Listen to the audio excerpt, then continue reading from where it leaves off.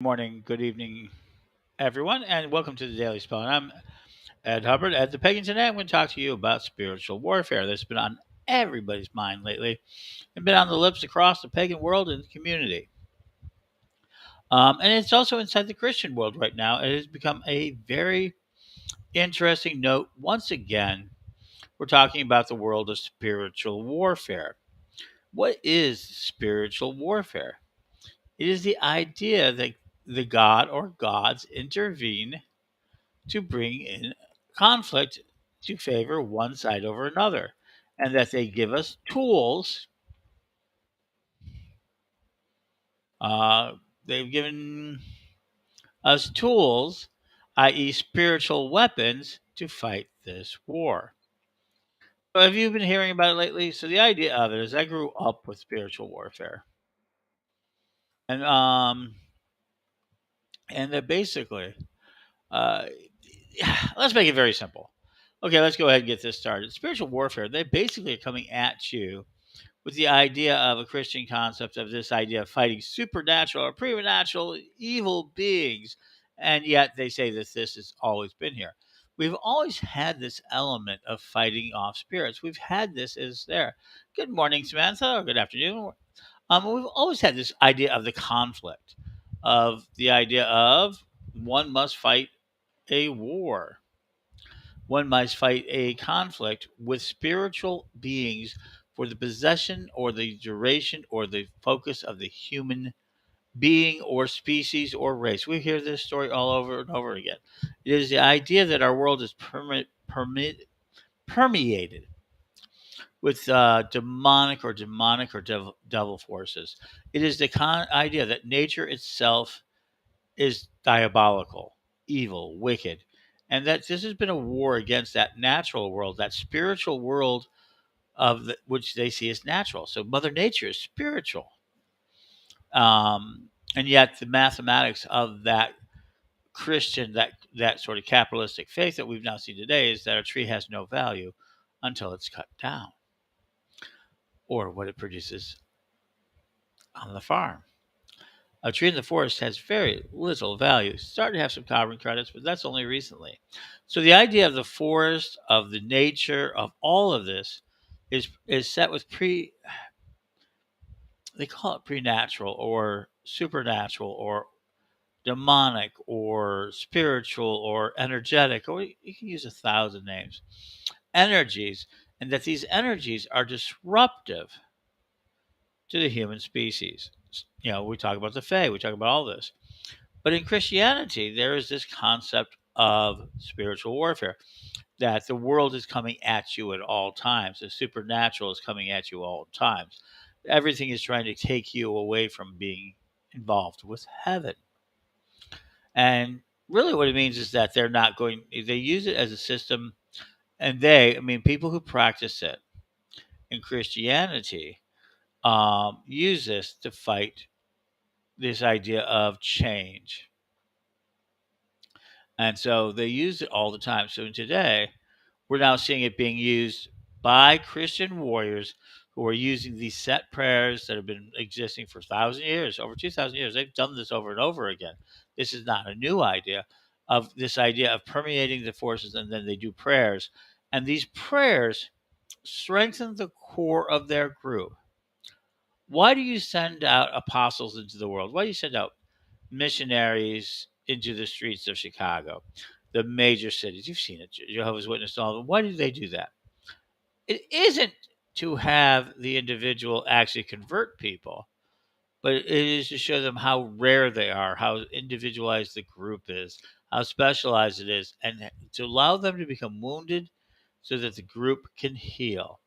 Remember, if you're being sent out into the street to evangelize, it's because they're using it to butter you up, to brutalize you, to break you, and to actually find ways to bring you into a different type of space so that they can make you feel better, more whole.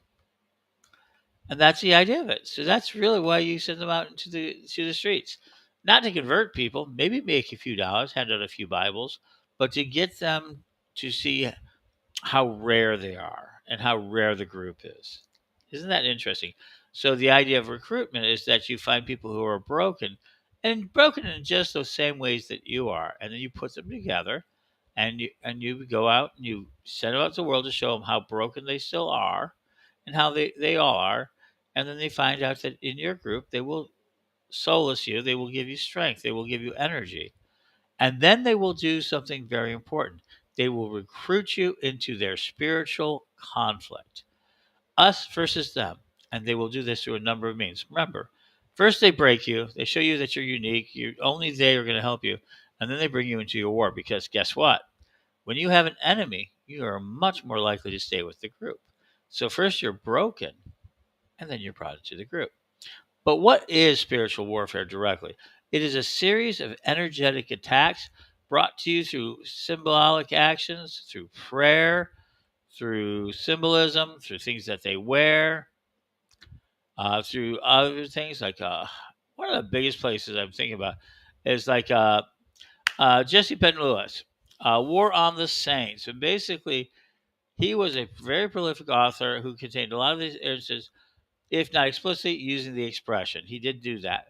And what he kind of said was he was really anti saint in a lot of ways. And so he would attack them, he would bring them. But this idea of prayer, this idea of visualizing the exercise. So, what is spiritual exercising? Let's really talk about it. And it is about visualization, energy, manipulation, and to focus that energy and manipulation against another individual. We know how this works, and they've been doing this for a long time. But they don't call it spell work. They call it spiritual warfare. These are the tools and the weapons of the Lord. The spear of justice. They make up the sword of righteousness. And over the long run, one of the things that makes it that, so you have the breastplates with the 12 amethyst stones. Oh, that's a beautiful imagery from the Bible. And they put themselves as the heroes protecting people against an enemy that they don't fully comprehend. And through their various types of exercises, through their energies, through their ideas, they can then bring those enemies down. That they will bring first a protection to themselves so they cannot be touched. So they are really good into protecting the homeland, protecting the space, protecting the church, protecting the family. I am the rock. And so spiritual warfare starts at the big place of being we're the rock, we're the strong ones, and that we will be defended against all enemies. And then making that aspect, realizing that they have all these enemies against them. They may have made those enemies. Well, let me be honest with you, some of them are really harsh that way, but that's what they do. So now, how does this come to pagans? Check into the chat room, talk to me, say anything you like. But one of the biggest things that you do see happen is that threat. So let's say there's nothing, this is all just role playing at a maximum scale. So they go into their places and they cast their energies and their spells. And we cast our spells and they all conflict together. And nothing much seems to happen for some reason. There might be some subtle answers, some subtle places, but at the end of the day, nothing much seemed to have happened. This is where spiritual warfare gets dangerous. It advocates for the escalation or the de-escalation or the loss of taking it from the high ground to the low ground, to the soil.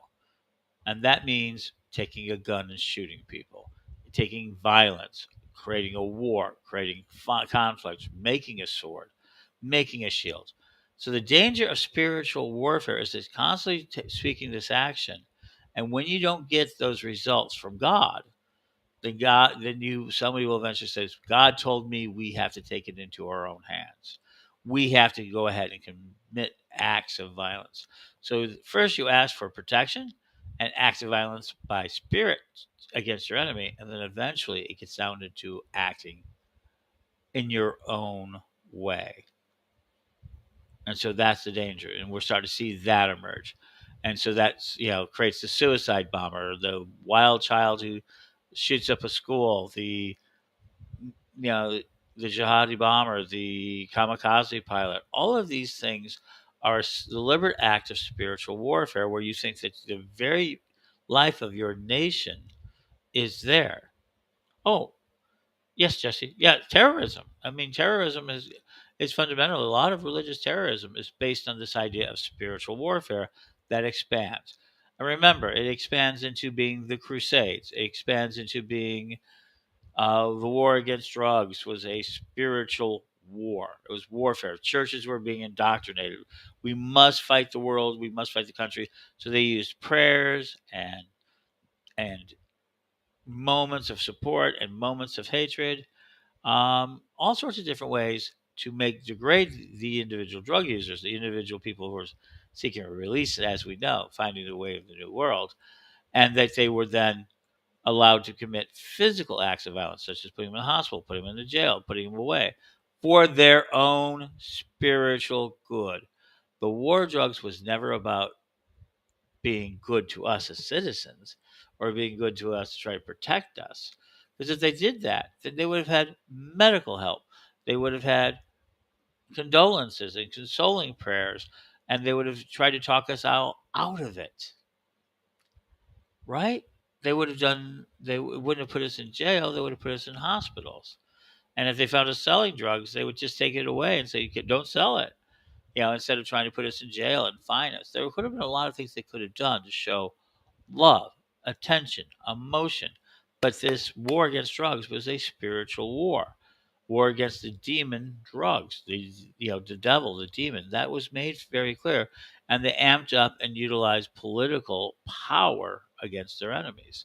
So remember, spiritual warfare is really a very big way for them to create these sort of ideas where they're allowed to attack a group of people because they've been identified as demonic, diabolic, and once they get there, they are the enemy and they're allowed to do a lot of things. Fortunately for us, in the United States, there's a limit to what they've been allowed, but that's now deteriorating. Okay. So from a pagan point of view, when we talk about spiritual warfare, we're really talking about a different thing. We're talking about the way that gods battle, the way that we battle in the world, how we conduct ourselves. Spiritual warriors inside of us is how we conduct ourselves in the world, and how do we do this in a strong, often positive light of being affirming to our communities, to be in there in our communities. Because our communities doesn't tolerate bullies. I mean, you could say big warriors, oh yeah, we're spiritual warriors, great.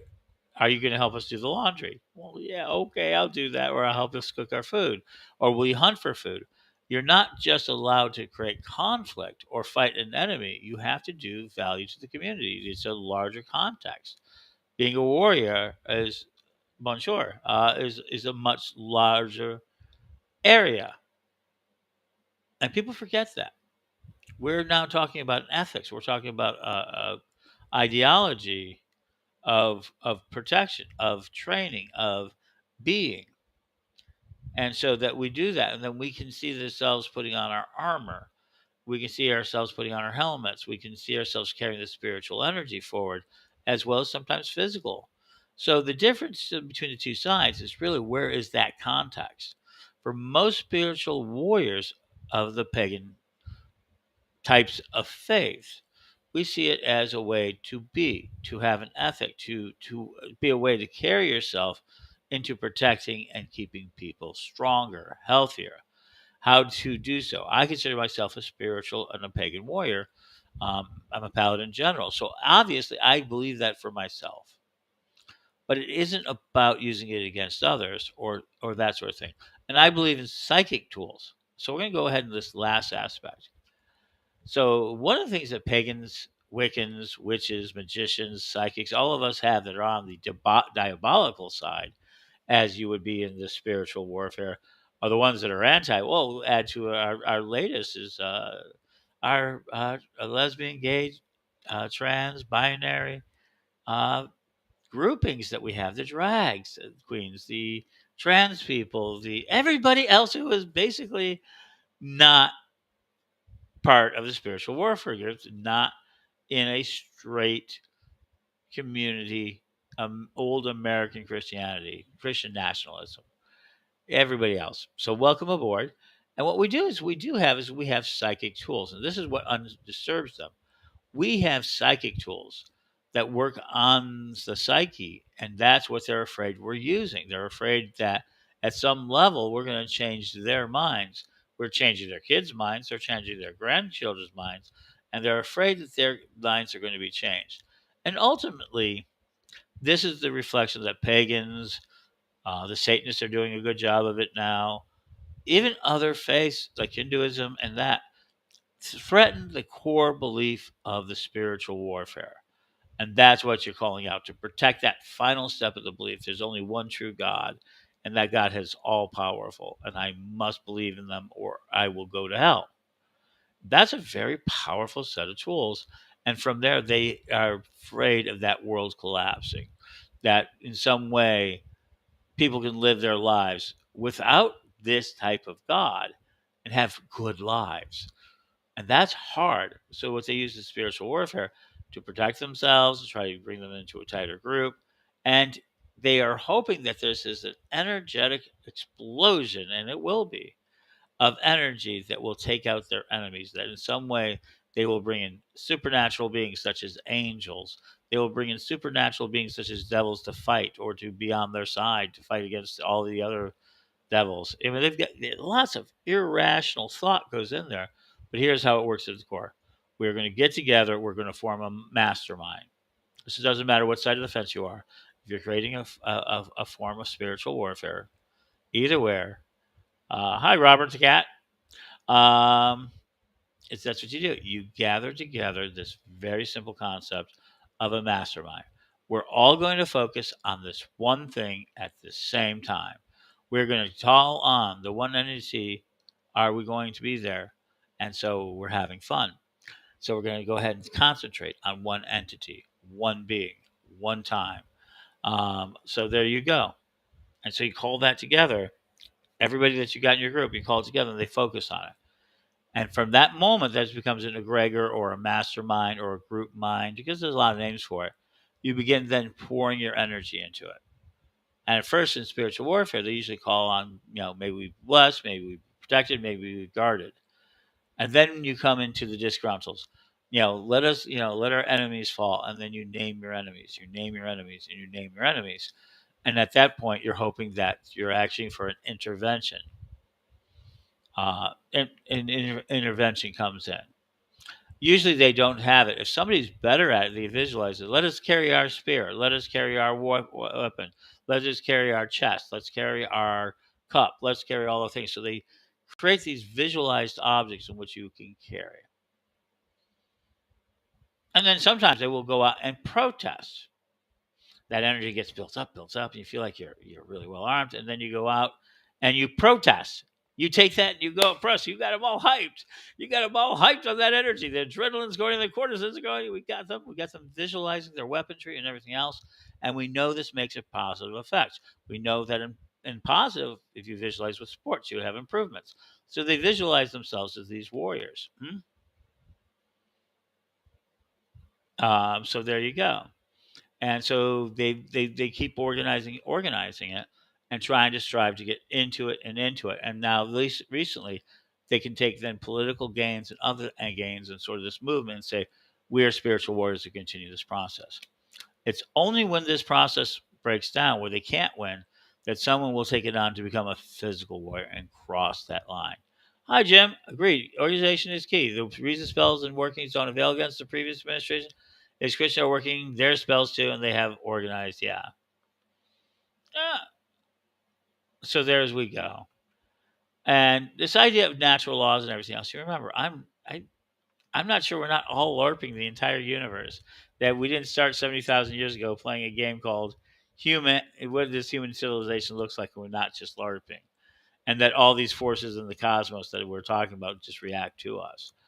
But we do know that this idea of spiritual warfare.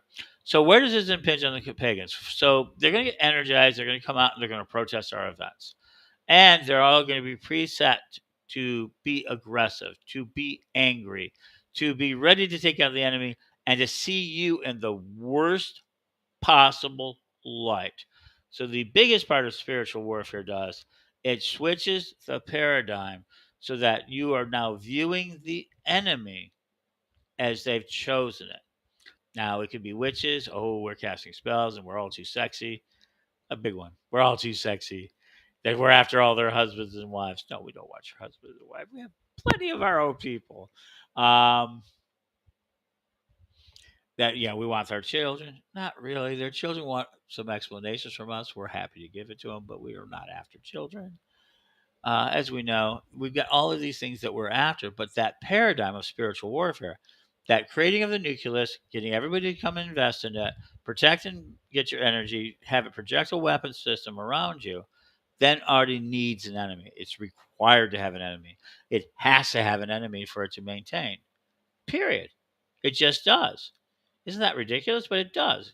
Because if the enemy doesn't present us, they go watching a 5 mile army and don't get challenged, that energy is going to diminish.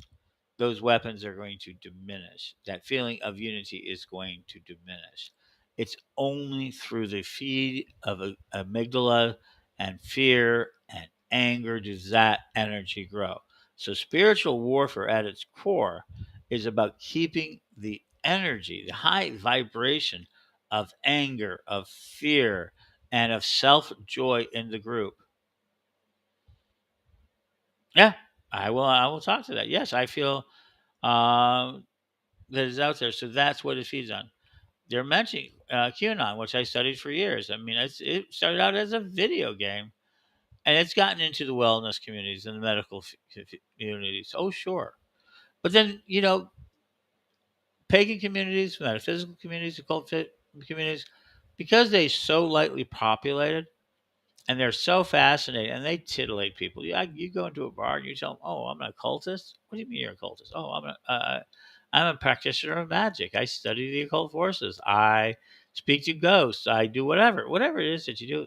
You will find them at one. Some people will be afraid, but for the biggest part, people will be fascinated because anyone who is willing to take on the boldness of the universe is that. QAnon was a video. It was the start. It was a role playing game thing. It just got out of control. It's true. It's a real truth to that. People have studied it. It was 4chan, 8chan. Oh my god. But what it did is it took feedbacks of certain key elements. QAnon on purpose, and they basically uh, on purpose started taking key elements and key conspiracies, and people started building them to explain things. And eventually, Steve Bannon got a hold of them, and a lot of people got a hold of them, and they began creating all these conspiracies. Um, and yeah, Jim saying to Gwendolyn, agreed. I've always been amazed how far the left and the right can loop back and believe the same conspiracies. Yes, just from different points of view. Conspiracies are really easy to understand because they give very complex answers that become really super simplified to complex problem. And it takes away the idea of chaos. Remember, everything about spiritual warfare, of everything about this, is about control. So let me talk about. Let me get some Coke today, Diet Coke, Coke Zero, actually. Yeah, they aren't paying me a royalty yet for mentioning it. Someday.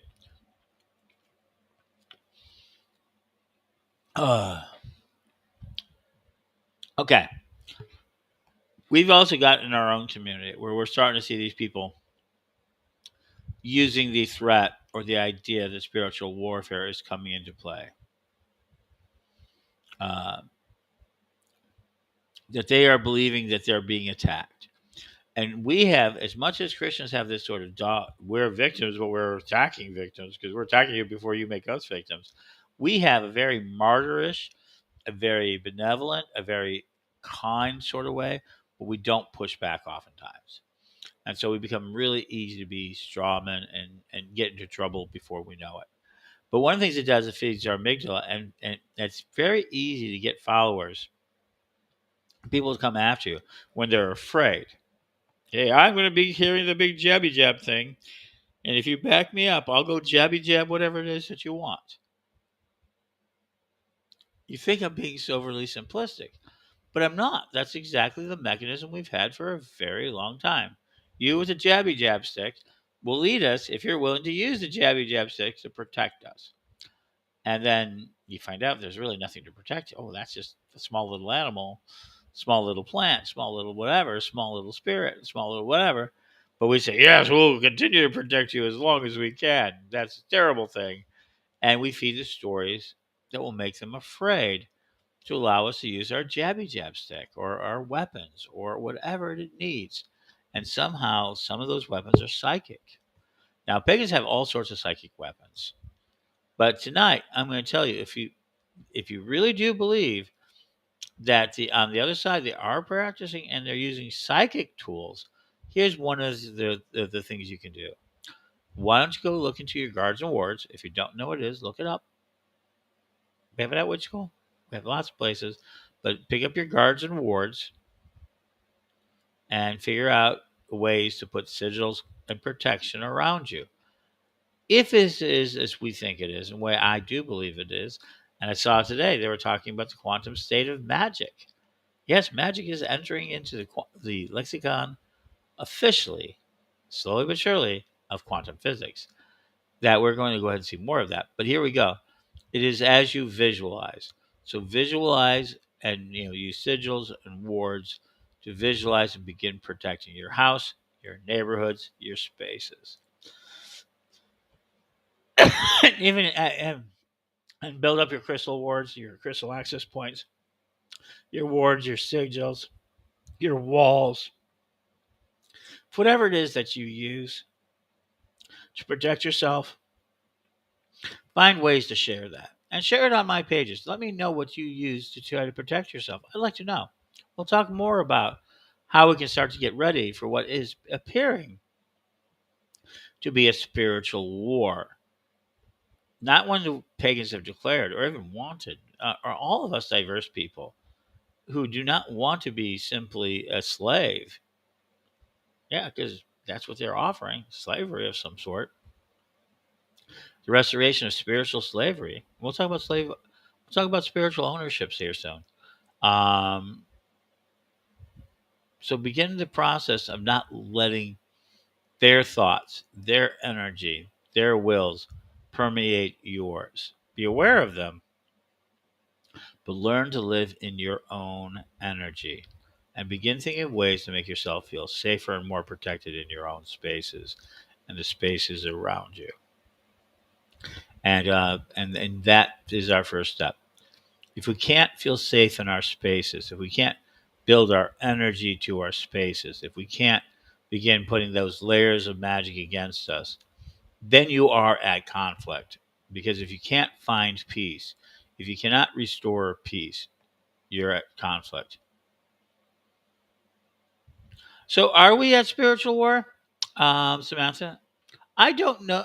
Yes and no, always because we're witches and pagans and magic users, right? Um, but some people feel like now it's starting to get mad because they are calling out witches, they're calling out drag queens, they're calling out, um, they're going after any form of expression. They're going after books, they're going after psychology, they're going after racism. So we're actually in a war of some sort, obviously, of a spiritual war, and you only can call it a spiritual war. It's about our souls and our mind. What do we going to learn and what we're going to do it? Do you know people in North Korea do not know they're oppressed? It's literally not in their language. When they come onto the country, the United States, or to even South Korea, or anywhere outside of them, they have to learn what the word oppressed means because they don't have that word. It doesn't exist. That's what spiritual psychological warfare looks like. In their language, they just simply eliminated it. And so we're seeing that happening right now to eliminate the language to keep people from using it, from people from full expression. So are we at spiritual war? There are a lot of Christians who believe that they are conducting a spiritual war. There's a lot of individuals, millions of individuals in the United States who think that the demonic forces are out to take them out. And they're beginning to react to those ideas and blame us as a community for the beginnings of it. And we are seeing those sort of conflicts. We saw it where there's more and more protest energies coming out, where more and more events are being challenged. Hmm? Yeah, I agree with it. That's something I do. I agree to a large point, yeah, that we're more interested internally than externally, and that's always been true. That has been a very true part of our community. We've always been that way, right from the beginning, and I suspect it's one of the biggest flaws within pagan thought is the idea of the individual supreme individualism over everything, including deity, even the divine, even over service. Paganism at the core is an individualistic belief. You have to accept it for yourself and individualized, and that makes it hard to find groups. I'm very fortunate in that I that's what I work in, and we do find groups through various methodologies and various ways of doing it, usually by finding common ground. But the truth is, paganism has a strong individual streak. We're a lot more like badgers than a pride of lions. We're not a pride of lions. We don't stick together that well, but we are badgers. We're really, really tough individually, and almost nothing can bother us. But we don't work together. We don't work well with other badgers. So we're learning that. That's a process we're going to have to learn, or we simply get wiped out. I mean, that's historically the answer. If nobody says, "Oh, we'll never do that," well, we'll just get wiped out because that's the end result of it. If we never can find a way to find enough cooperation to build our resources, to build our protections, and to maintain our rights together, because we're too individualized, then we'll all be wiped out. We'll all go to extinct. We've seen that with all sorts of pesky little animals that have gone our way. There are so many animals humanity puts extinct, and they can put and how many different levels of thought they put extinct. Hmm? Um, yeah, I'm going to contradict you. I don't know. And then there will be we'll be back and have to pick all the pieces again. Yeah, but I'm not sure we're going to have all the pieces again. I'm not sure we're not entering a new critical phase that if we do lose, this is going to be my amygdalin marketing for you. This is my fear conspiracy that if we lose this battle this time around, that I'm not sure it's not going to take a very long time for us allowed to speak again. I do think that we're coming to a point where the level of control of the mass entity, the egregor of humanity, will have more control than just the individual. So I think we have to really get together now if we really want to protect some of our rights. Or yeah, we pick the parts about it and with even better sensors. Because every time they go around, they're going to build better sensors. They're going to build better ways to keep the words away from us. We are going to lose parts of the language we don't know about. Like Rosa Parks moved on the bus because she was because she refused to be inconvenienced. Textbook. Not, oh, wait. She was being forced to do so because of her race, and it was against the law, and she refused to be treated any less than a human being. Real story, right? How about if a generation from now they don't know that? That's already happened in Florida. Hi, Jade. So that is spiritual warfare. Let me give it to you in a sec. What is spiritual warfare? It is the use of spiritual energy as a group, and through this, conjuring on divine energy first to create a central place of argument, of display, of conflict. And there we go. And then taking that energy, building it, first to bless yourselves, to bring your energy together, to give you the spiritual weapons you need, and then to project it outward to what you believe is your enemy. This is the tradition of Christian warfare. So they use prayers, they use all sorts of things. Then they get themselves riled up, and then they go enter the world, usually to protest or other work, as these spiritual warriors, seeing the world as its enemy, that we're all full. Anyone who doesn't agree with them are full of devils and demons, and that they're allowed to take it. And the biggest danger is eventually they feel they have a right to physically act on it. Whereas in the pagan world, the spiritual warriors and warriors are people who are growing energy, learning how to defend ourselves, and taking these magical practices and using it to protect their own people. And there we go. And now maybe we're going to have to learn how to be a little bit more offensive against groups that are basically critically attacking us. I don't know. I don't have all the answers, but that is what's happening. And yes, there are groups out there, Christian groups, who are beginning to make their focus pagans. And I think one of the biggest areas we're seeing this going to happen is Tennessee.